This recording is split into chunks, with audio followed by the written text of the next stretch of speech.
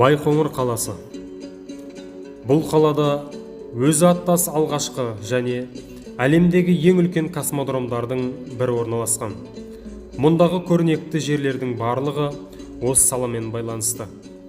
Туристер арасында Байқоңыр ғарыш алаңы тарихының мұражайы, халықаралық ғарыштық мектеп, Гагариндік ұшу алаңы, ғарышкерлер аллеясы аса танымалдыққа ие. Сондай-ақ ұшу алдында ғарышкерлер тынығатын космонавт қонақ үйі бар. Ұшыру саны бойынша Байқоңыр ұзақ жылдар бойы өзінің алдағы орнын сақтап келеді.